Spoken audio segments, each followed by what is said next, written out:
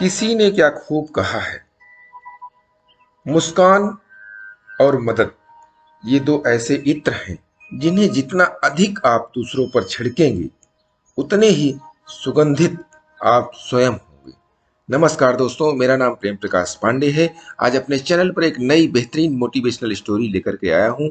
आज की स्टोरी से हम सीखेंगे कि अपनी क्या विशेषता है, उसको जानें और खुश रहें।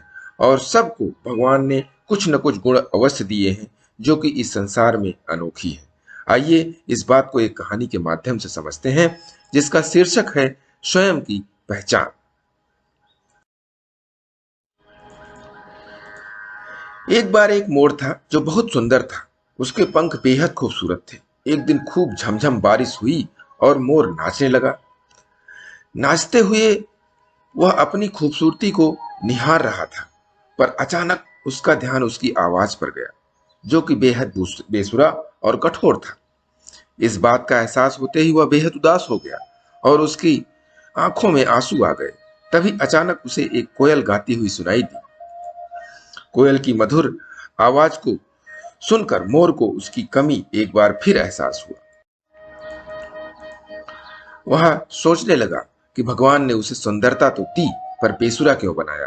तभी एक देवी प्रकट हुई और उन्होंने मोर से पूछा, मोर तुम क्यों उदास हो। मोर ने देवी से अपनी कठोर आवाज के बारे में शिकायत की। उनसे पूछा, कोयल की आवाज इतनी मीठी है पर मेरी क्यों नहीं, इसीलिए मैं दुखी हूं। अब मोर की यह बात सुन कर देवी ने समझाया, भगवान के द्वारा सभी का हिस्सा निर्धारित है।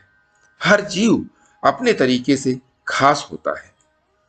भगवान ने उन्हें अलग अलग बनाया है और वे एक निश्चित काम के लिए है। उन्होंने मोर को सुंदरता दी, शेर को ताकत और कोयल को मीठी आवाज। हमें भगवान के दिए हुए इन उपहारों का सम्मान करना चाहिए और जितना है उतने में ही खुश रहना चाहिए।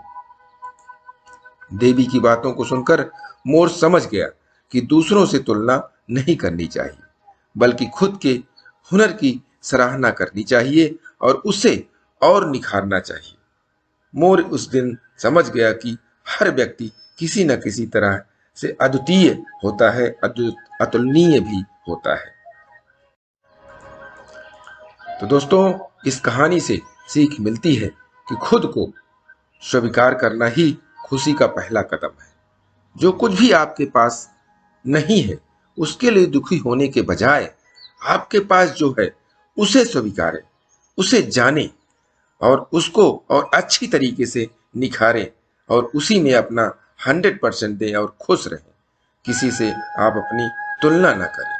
अगर तुलना करेंगे कि वो मेरे पास है, उसके पास है, तो आप जो है हमेशा दुखी रहेंगे। जो आपके पास है उसमें खुश रहने की कोशिश करें और खुश रहें। और इसके लिए प्रतिदिन सुबह 5:30 बजे एक नई कहानी, एक नई उमंग से दिन की शुरुआत करें। तब तक के लिए छोटों से मिले प्यार और बड़ों से मिले आशीर्वाद और भगवान के सहारे के साथ यही कहूंगा कि काम तो सभी करते हैं, पर काम करो कुछ ऐसा कि उदाहरण बन जाए। ये छोटी सी स्टोरी आपको अच्छी लगी तो लाइक कर दीजिए, शेयर कीजिए अपने इष्ट मित्रों में भी और कमेंट्स कीजिए। और चैनल को अभी तक सब्सक्राइब नहीं किया है, सब्सक्राइब कर लीजिए। और नई नई बेहतरीन मोटिवेशनल स्टोरी आपको प्रत्येक सुबह 5:30 बजे मिले, जिससे कि आप मोटिवेट होकर के दिन की शुरुआत करें। इसके लिए प्रेस बेल आइकन।